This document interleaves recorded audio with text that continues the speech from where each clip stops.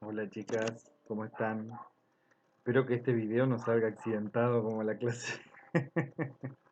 No, disculpen porque se ve que mi internet anda muy mal. Esto espero poder subirlo a mi canal de YouTube y darles el enlace, porque si no me parece que va a ser medio pesadito como para mandarlo como archivo. Estábamos viendo el tema de Boaventura de Sousa Santos, todavía tratando de cerrarlo. Es su obra para descolonizar Occidente, más allá del pensamiento abismal. Nosotros vimos en clases anteriores que el pensamiento abismal era esta separación tajante entre lo que está de este lado de la línea y lo que queda afuera. De este lado queda la ciencia, el saber, la verdad, digamos, ciertos conflictos que se pueden resolver hasta pacíficamente, y del otro lado queda, bueno, el no saber, lo oscuro, los lugares donde incluso se justifica el uso de la violencia para sostener este lado de la línea, ¿no? Todo eso es lo que vimos clases anteriores. Y esto en ese sentido es bastante crítico de Sousa Santos, ¿no? Pero veremos qué es lo que propone como, de alguna manera, solución, si podemos llamarle de esa forma, o parte constructiva a su pensamiento, ¿no? Es ahí donde entra lo que estuvimos viendo, lo que es el cosmopolitismo subalterno, ¿no? Cosmopolitismo subalterno como una forma de hacer frente a a la globalización hegemónica, ¿sí? Una globalización hegemónica que siempre parte desde Occidente, ¿sí? Todo lo que viene de Occidente, de este norte global, se vuelve justamente mundial. Yo les ponía el ejemplo de la música, ¿no? Que es muy difícil que en ninguna parte del mundo que en alguna parte del mundo no se conozca, por ejemplo, un cantante estadounidense, ¿no? Como la cultura, las formas de vestir, ¿sí? O incluso, a veces incluso las formas de gobernarse, las formas de gobierno, son globalizadas desde Occidente, ¿sí? Bueno, frente a esa globalización hegemónica que parte desde el norte y desde Occidente, de Sousa Santos propone este cosmopolitismo subalterno, ¿sí? Eh, para lo cual, lo que él propone es que todos los saberes, todas las culturas estén en copresencia radical. ¿Qué es esto? La copresencia radical. Que todos estén en pie de igualdad, ¿sí? Los saberes, las culturas, las creencias, ¿sí? Nosotros estamos, este, digamos, acostumbrados a que ciertos saberes son más válidos que los otros, ¿no?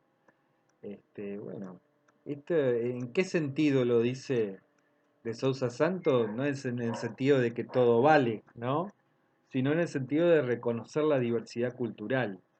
Y también en un sentido de reconocer la incompletud de todo saber, ¿no?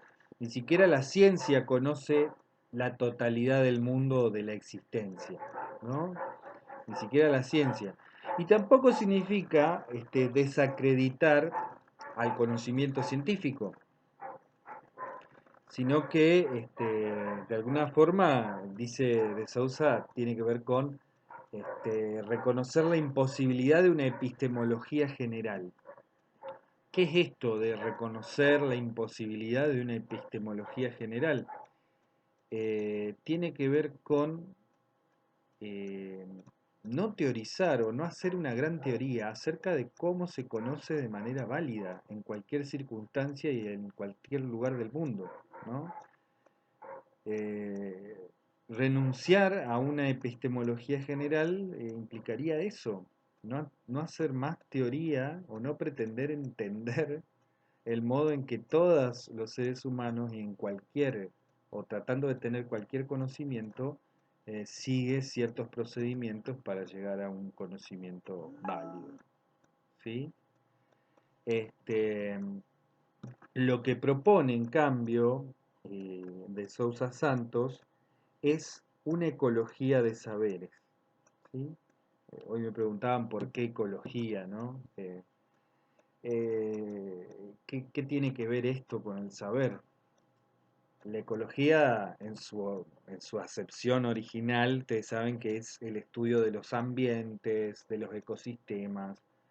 Bueno, en un ecosistema, en un ambiente, lo que las partes, los seres vivos y los factores abióticos, como se les llama, como el clima, el agua, ¿no? Están todos interconectados, ¿sí? O como diría otro filósofo, Edgar Morin, la ecología es una ciencia sistémica, ¿no? Porque habla de un sistema donde sus partes están interconectadas, están interrelacionadas. Entonces, lo que propone Santos es justamente un interconocimiento, ¿sí? Donde los conocimientos estén interconectados, en esa copresencia radical, donde ninguno sea mejor ni peor que el otro, ¿sí? Y donde se reconozca la diversidad de esos conocimientos, ¿no? Y para eso, este pensamiento que podemos, bueno, que de Sousa Santos le llama posabismal, ese pensamiento posabismal de tener una ecología de saberes, no debe utilizar las mismas armas que el pensamiento abismal, ¿no? Porque el pensamiento abismal parte de esto de decir, bueno, este es el pensamiento auténtico, lo que queda afuera ya no lo es, ¿no? No se debe convertir en un nuevo pensamiento abismal. Esto decide que todos los que no procedan de esta forma entonces van a quedar fuera, ¿sí? Eh, yo les daba el ejemplo, esto es una interpretación mía igual, cómo en la ciencia moderna se inició como un movimiento contrahegemónico contra el pensamiento abismal judeocristiano. Estaba más ligado a la cosmovisión religiosa, ¿no? Católica, ¿no? Que era imperante en Occidente. Y la ciencia moderna le hizo frente a ese pensamiento abismal y terminó convirtiéndose ella misma en un pensamiento abismal porque empezó a separar los saberes de los que son válidos y de los que no, los que son saberes en sí mismos y que vale la pena reconocerlos como tal, y quienes quedan fuera porque son creencias, supersticiones, etcétera, ¿no? Por eso el pensamiento debía ser, el pensamiento que quiera ser posabismal no debe utilizar los mismos criterios que el pensamiento abismal. Eh, Hasta ahí yo creo que vamos, creo que hasta ahí llegamos. Después, bueno, para seguir avanzando un poco más, ¿sí? Eh, Justamente tiene que ver con tiene que ver con apelar a la complejidad, ¿no? Que la realidad es compleja, ¿sí? Y esa copresencia entonces garantiza que podemos conocer mejor la complejidad de la realidad, ¿no?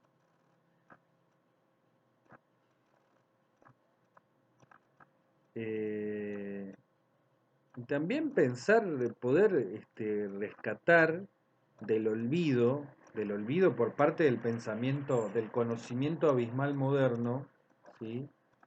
Que se erige hoy en día como el único generador de experiencias globales, o sea, el único generador de experiencias que valen la pena ser universales o mundiales, ¿sí? Rescatar del olvido experiencias que no que, que, que se han resistido a la globalización hegemónica, a que Occidente sea lo único mundial, ¿sí? O que han sido incluso paralelamente o por fuera de la globalización occidental, de la globalización hegemónica, ellos han tenido su propio proceso, ¿sí? Yo cuando leía esto, por ejemplo, después si lo quieren googlear, está muy bueno.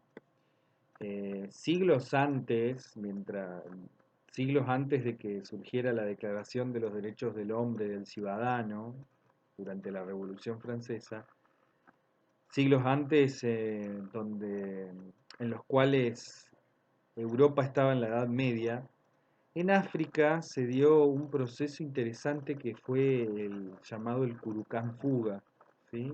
Un proceso que no es rescatado como valioso por la historia oficial, podríamos decir, ¿no? Porque Occidente se arroga, se atribuye a sí mismo la invención de algo que podía ser los derechos humanos y que son lo mejor y por eso deben ser globalizados esos derechos. Pero ya en el siglo, si no me equivoco, 12, 13 de esta era, en África, en un reino, este, un rey que resulta vencedor, llamado Sundiata Keita, creo que tenía este título, establece una gran reunión llamada el Curucán Fuga, donde ya mucho antes que la Revolución Francesa plantea cuestiones que son básicas para todo ser humano, ¿no? Que ningún ser humano puede vivir indignamente, que ningún ser humano puede ser esclavo, fíjense, son todas, después si lo quieren buscar está muy bueno porque nos habla de otros procesos distintos a los de Occidente y que han sido olvidados por Occidente. Porque hoy en día decimos derechos humanos y es la invención de Europa, ¿no? O de Estados Unidos, ¿no? Después de la Segunda Guerra Mundial. Pero tenemos que, estas experiencias que han quedado olvidadas también nos hablan de movimientos periféricos, movimientos subalternos muchas veces, ¿sí? Que plantean que hay otros procesos, hay una diversidad en el mundo que no está siendo reconocida. Bien. También de Sousa Santos da el ejemplo, este es un ejemplo muy copado, muy bueno, de los campos de arroz de Bali, una isla, Bali es una isla de Indonesia, ¿sí? Como alrededor bueno, en esta isla, digamos, en esta isla se cultiva arroz y como cuando todos los avances, vamos a ponerlo entre comillas, los avances de la ciencia moderna, sobre todo de la ciencia agronómica, fueron traídas a la isla, la producción de arroz, en vez de mejorarse, que era el motivo o la intención inicial, disminuyó y fue muy deteriorada, ¿sí? ¿Por qué? Porque el modo tradicional de producir en Bali tenía que ver con conocimientos más del tipo religioso, que estaban muy ligados con la tradición religiosa. El riego era manejado o era explicado y vivido en ritos religiosos que estaban organizados por un conjunto de sacerdotes. ¿Sí? Cuando la ciencia occidental, de la mano de ingenieros, quiso venir a imponerse en la isla, claro, era algo que la población no conocía. No conocía los términos ni siquiera en los que pretendieron capacitarla para usar las nuevas técnicas. Y bueno, y ese proceso fracasó, ¿no? Porque en vez de mejorar la producción, la disminuyó, la deterioró, porque estaba muy arraigado y estaba muy acertado, porque garantizaba la producción suficiente en la isla, eh, estas prácticas ancestrales que estaban ligadas más a los ritos y cultos del riego de la tierra. ¿Sí? Ese ejemplo es uno de los que da Santos que está muy bueno. Y también esto habla de cómo los eh, cómo la ciencia moderna, o Occidente en general, ha provocado epistemicidios, ¿no? Qué gran concepto ese, un epistemicidio. Y Santos habla de epistemicidio masivo, ¿sí? En los últimos 5 siglos, ¿no? Como ciertos saberes han sido suprimidos, ¿no?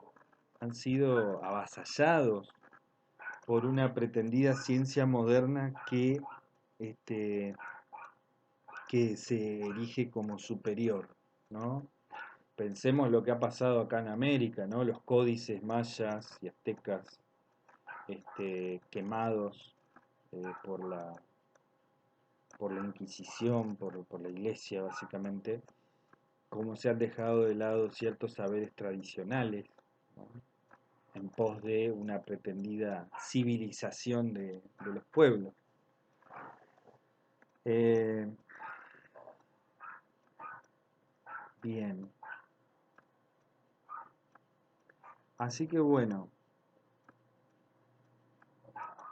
digamos, una ecología de saberes implicaría también poder hablar como yo les decía hoy, de la diversidad, ¿no?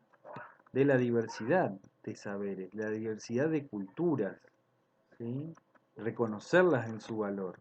Siempre con digamos, con este otro principio que es la incompletud, de decir, bueno, nadie tiene la última palabra y nadie tiene el saber total, ¿sí? Y esto también implica, por ejemplo, esta copresencia radical de la que habla de Sousa Santos, terminar también de dejar de ver esta separación tajante que ha hecho también la cierta filosofía, que es rechazar o separar de manera radical, abismal, digamos, el mito del logos, el el logos como la razón y el mito como, bueno, una forma primitiva de explicarlas, o religiosa de explicar este, las, la realidad, ¿no? Eh, y en esto también, ¿sí? Hay un concepto muy interesante que rescata de Sousa Santos, que es la acción con clinamen, ¿sí? Acción con clinamen, ¿sí? Un concepto muy antiguo de los filósofos epicureístas de, de la Grecia antigua, Epicuro, Lucrecio, que eran filósofos atomistas, ¿no? Ellos pensaban que los átomos seguían siempre seguían una dirección bien establecida, pero a la vez poseían un clinamen. Y ese clinamen era la tendencia también contraria a salirse de la dirección, al menos de manera imperceptible o leve, salirse de la dirección en la que van, o del sentido que van siguiendo. Este clinamen, este salirse de la dirección preestablecida o que se va, o de la tendencia que van teniendo, incluso les servía a los epicureístas para justificar la libertad humana, ¿no? De que el hombre no está determinado. Y a la vez la indeterminación de la naturaleza misma. Que los átomos no van siempre en línea recta hacia algún lugar, ¿sí? Siempre suelen como desviarse levemente de ese eje que tienen, ¿no? Eh, en vez proponía entonces Santos esta acción con clinamen en vez de la distinción eh, que se da muchas veces en ciencias sociales entre estructura y agencia, ¿no? La estructura como ese conjunto de ideas, de ideario, y la agencia, esa, ese puesta en obras, ¿sí? de de estas ideas, ¿sí? Para salir de esa separación también tajante, pensar que nuestras acciones eh, tienen este clinamen, ¿sí? Esta como inclinación, fíjense que es muy parecida la palabra, inclinación a salirse de su eje, ¿no? Y por eso por ahí las pocas cosas las cosas que hacemos, nuestras obras, a veces tienen consecuencias inesperadas, ¿no? La, la- la- la- por eso mismo también la secuencia causa y efecto no es tan directa, nunca puede ser totalmente directa, ¿sí? Este, y está muy bueno lo que dice, por ejemplo, de Sousa Santos, lo leo textualmente porque está muy bueno. A diferencia de lo que sucede con la acción revolucionaria, la creatividad de la acción con clinamen no está basada en una ruptura dramática, sino un viraje o desviación leve cuyos efectos acumulativos rinden posiblemente a las combinaciones complejas y creativas entre los átomos, por lo tanto también entre seres vivos y grupos sociales. El Clinamen no rechaza el pasado, por el contrario, asume y redime el pasado al tiempo que se desvía de él. Fíjense que el pasado como también como marcando la dirección hacia donde uno va, y sin embargo la acción con Clinamen nos va como desviando de ese pasado, ¿sí? Nos va como sacando de ahí. Como, y en esto parece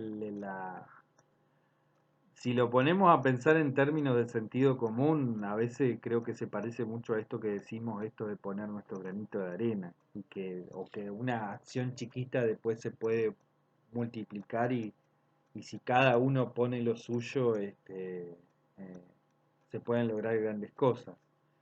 Pero yo creo que Santos lo ve de una manera mucho más profunda, ¿sí?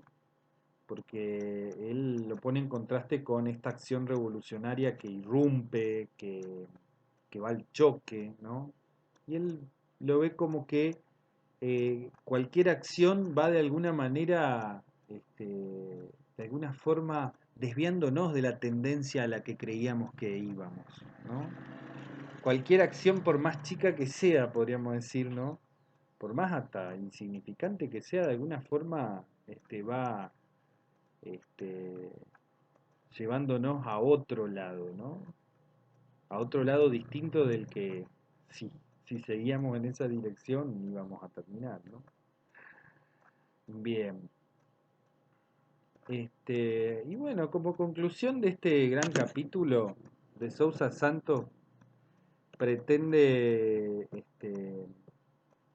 propone un programa de investigación, ¿sí? Y propone como tres grandes grupos de preguntas, ¿sí? O grupos principales de preguntas, ¿no? Algunas preguntas que tienen que ver con los diferentes saberes, ¿sí? ¿Cómo podemos diferenciar, por ejemplo, lo científico de lo que no lo es? ¿Y cómo podemos distinguir entre varios conocimientos no científicos? ¿Sí? ¿Cómo distinguir lo no occidental de lo occidental? ¿Sí? ¿Cómo, si existen este, varios saberes occidentales y varios saberes no occidentales, cómo los distinguimos entre ellos, ¿no? Entre los distintos saberes que no son occidentales y los que son occidentales, ¿no? Puede haber conocimientos híbridos o no, o como ha dicho en otra ocasión, conocimientos mestizos, ¿no? Todo este grupo de preguntas que es una serie de cuestiones que por ahí han sido ignoradas desde las epistemologías, dice Sousa Santos, desde las epistemologías modernas del norte global, que podemos decir que es toda la primera parte que vimos en la materia, ¿no? Todas estas teorías epistemológicas. El segundo grupo de preguntas tiene que ver con qué tipos de relaciones son posibles entre los distintos saberes. ¿Puede haber traducciones de un saber a otro? ¿Quién puede ser traductor? ¿Sí? Y también cómo asegurarse de que esa traducción no se convierte en una versión nueva del pensamiento abismal, ¿no? Este, digo, si los conocimientos son distintos y uno puede traducir al otro, bueno, ¿hasta qué punto, no? Y la tercera línea de investigación, el tercer grupo de estas preguntas, tiene que ver con la naturaleza y la evaluación de las intervenciones en el mundo real. ¿Sí? ¿Sí?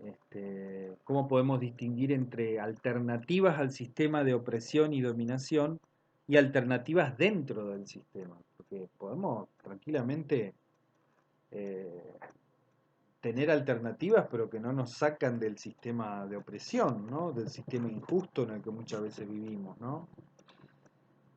Incluso también me parece que Santos va al hueso también en este sentido, porque dice cómo distinguimos entre alternativas al capitalismo y alternativas dentro del capitalismo, que no nos hacen salir del sistema, ¿sí?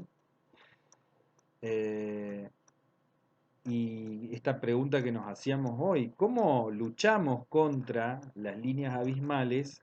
¿Cómo luchar contra el pensamiento abismal sin utilizar las mismas armas, los mismos instrumentos que el pensamiento abismal mismo, ¿no? Esto que decíamos hoy de no usar, no destruir la casa del amo con las herramientas del amo, ¿no? Que decía Audre Lorde, una feminista, o como decía Paulo Freire, ¿no? Esto de si la educación que le brindamos al oprimido no es liberadora, el oprimido lo que va a aspirar es convertirse en un opresor más, porque es lo que tiene como parámetro de lo que es mejor, ¿no? Entonces, ¿cómo hacer? Que yo creo que esa es una gran pregunta, ¿no? ¿Cómo hacer para que luchando contra el pensamiento abismal, el nuevo pensamiento que yo genere no se transforme a él mismo en un nuevo pensamiento abismal, ¿sí? Tratando de luchar contra la opresión, que sería una traducción política tal vez, tratando de luchar contra la opresión, cómo en esa lucha, eh, cómo en esa lucha no perdón, quiero decir, cómo tratando de luchar contra la opresión no me convierto yo en un nuevo opresor, ¿sí? O no estoy utilizando las mismas armas que el opresor, ¿sí? ¿Estamos? Y también pensar, bueno, eso es un desafío enorme. Yo creo que todo el libro está hecho para eso, ¿no? Bueno, está bien, vivimos en un mundo abismal, separado abismalmente. ¿Cómo volver a, cómo volver a un pensamiento no abismal, tener un pensamiento posabismal, ¿sí? Y que no terminemos cayendo de vuelta en lo abismal, ¿no? En las separaciones, en las clasificaciones, en las jerarquías de conocimiento, ¿sí? Un desafío enorme, ¿sí? Y también se pregunta él dentro de este grupo de preguntas, ¿cuál sería el impacto de una concepción posabismal del saber, como una ecología de saberes sobre nuestras instituciones educativas y centros de investigación? ¿Sí? ¿Cuál sería el impacto? ¿Cómo serían nuestras instituciones, nuestras academias con ese pensamiento posabismal? Muy interesante, ¿no? Un pensamiento ¿cómo serían nuestras instituciones educativas teniendo en esa copresencia, por ejemplo, interactuando en una ecología de saberes, por ejemplo, al chamanismo y a la ciencia, ¿no? La concepción de los pueblos originales, la biología, ¿sí? Por dar un ejemplo. Así que bueno, eso sería básicamente lo de este autor. Eh, Espero que les haya gustado. A mí es un autor que me gusta muchísimo, muchísimo. Y bueno, ya, como siempre, les voy a andar mandando un trabajo sobre este autor. Lo mejor sería que lo vayan leyendo. Es medio largo el primer capítulo, pero es muy jugoso, tiene mucho como para desarrollar. Así que bueno, y bueno, vamos a ir pensando en un trabajo final que lo que pensaba era, bueno, que ustedes puedan relacionar el quehacer científico de la psicología social, porque ustedes, en tanto operadores sociales, van a también producir conocimiento, poner en juego esa producción de conocimiento con alguna de estas teorías epistemológicas que hemos visto, al menos una. Pero bueno, eso también ya les voy a ir mandando las consignas, pero bueno, para que lo vayan pensando, si por ahí alguna de las teorías les gustó más o les generó más simpatía, bueno, ¿cómo sería poner en juego o conjugar o pensar la psicología social a partir de esa teoría epistemológica? Así que bueno, no les robo más tiempo, espero que anden bien, y bueno, nos estaremos viendo en algún momento. Hasta luego.